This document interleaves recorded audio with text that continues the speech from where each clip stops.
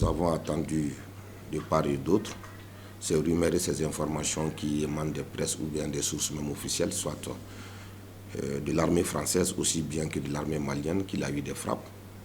Et il a eu des victimes, notamment des civils. Et chaque camp défend sa position. Et d'autres disent que ce sont des civils, d'autres disent en réalité que c'est l'objectif militaire. Mais notre rôle, c'est de parler sur la base des preuves. Nous avons en ce moment demandé l'ouverture d'une enquête et que cette enquête soit menée par des gens, des personnes indépendantes. Voilà, c'est actuellement la position de l'association malienne des droits de l'homme sur la question. Madame, c'est ce que nous faisons. C'est ça notre rôle. La différence des autres, nous ne sommes pas dans le spectacle en réalité. Nous parlons sur la base des preuves, nous parlons sur la base des éléments en réalité qui existent. En réalité, la JMNH est une association des droits de l'homme qui est représentée sur toute l'étendue du territoire. À Bamako, nous avons le bureau national, mais dans toutes les régions, nous avons les sections qui sont chargées de documenter chaque fois qu'il y a une violation des droits de l'homme. Donc, dans le cas spécifique, en réalité, à Bounti, dans la région de Mopti, nous avons la section de Mopti déjà qui a pris cette situation en main. Et ils sont là, la section est en train d'enquêter.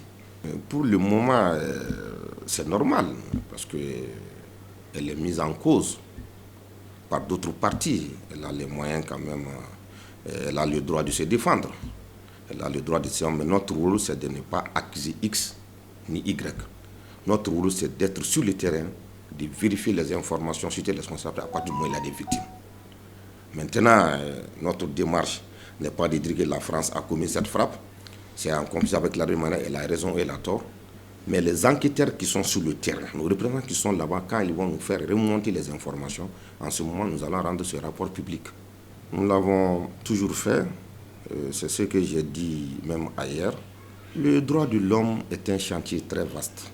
Le ramener à quelques cas isolés d'arrestation arbitraire, vraiment, c'est méconnaître les efforts insaisissables que les défenseurs des droits de l'homme mènent au quotidien. Chaque fois qu'il y a une atteinte à la liberté, à un droit fondamental, les défenseurs des droits de l'homme interviennent sans tapage. Nous agissons dans l'ombre. C'est le minimum en réalité. Donc, pour revenir à votre question s'agissant des arrestations extra-arbitraires, je crois qu'en son temps, nous avons posé tous les actes qu'il faut et nous suivons ce dossier de près. Quand il y a eu l'arrestation extrajudiciaire, nous avons fait des communiqués. Nous sommes parvenus à judiciariser ces dossiers. Nous avons pu attendre les personnes interpellées, sinon mises en cause au niveau des structures d'enquête, individuellement. Et on a tenu à ce qu'ils soient assistés également par des avocats de leur choix. C'est ce qui a été fait. Et le dossier se trouve aujourd'hui entre les mains de la justice. Et un juge d'instruction a été même saisi. Les enquêtes sont déjà ouvertes. En ce moment, nous, on se retire et on suit de près. Je dirais d'interpellation, parce qu'il a deux faces, c'est ce qu'il faut comprendre. Les gens se plaignent parce qu'ils ont été interpellés par la SE. Ensuite, ils ont été mis à la disposition de la justice. En tout cas, je vous assure qu'ils étaient dans les bonnes conditions de détention. Les conditions étaient très humaines, très bonnes. Nous l'avons constaté avec eux et même ils l'ont réaffirmé. Dans la mesure où nous avons des entretiens avec chaque mise en cause. Il ne faut pas qu'on désespère de notre État. Il a un problème en Mali, nous devons pouvoir le gérer. En réalité, au lieu d'aller faire cette frappe, il faut voir la cause de la frappe. Parce qu'il y a une crise sécuritaire en réalité qui s'est installée dans les régions nord du pays où l'État est pratiquement absent. Quand l'État est absent, forcément, vous comprenez très bien, il y aura beaucoup de choses. Les bandits sont là-bas, etc. Les terroristes, les conflits intra- ou bien communautaires, bien sûr.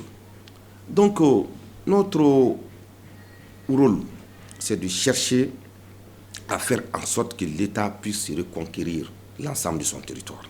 Quand l'État est présent et que les institutions de l'État sont mises en place, il n'y aura pas de problème. Et le calme va revenir obligatoirement. Mais c'est ce que l'armée française a dit. Mais nous sommes vraiment des enquêteurs sur le terrain pour enquêter. Parce qu'il faut faire attention. Il ne faut pas être, c'est ce que j'ai dit dans les... Oui, justement. Donc nous, à partir du moment où il y a des victimes, nous, notre devoir, c'est d'introduire ces victimes-là. Et en ce moment, nous aurons les informations réelles. C'est ça, justement. Parce que chaque fois qu'il y a victime, nous intervenons. Donc les victimes sont là-bas. Nous allons les interroger. Savoir réellement qu'est-ce qui s'est passé. Mais nous n'allons pas écouter une partie et laisser l'autre. Voilà. En fonction de ça, maintenant, vous allez avoir un rapport détaillé, en tout cas de la part de l'MDH, sur les faits. Et je ne le dirai pas parce que nos enquêteurs sont déjà sur le terrain. Ils sont déjà sur le terrain, ils sont même déjà avancés, mais au temps opportun, on vous livrera le contenu. Il n'y a rien à dire. De se donner la main. Quand il y a une crise, l'union est parfois le remède. Donc j'invite le peuple malien à plus de solidarité, à plus de cohésion. Nous sommes un bon peuple. Ne perdons pas nos valeurs. Donnons-nous la main. L'ennemi est en face de nous. Donnons-nous la main, c'est la seule façon de le combattre. Le Mali est un indivisible, il restera un et indivisible.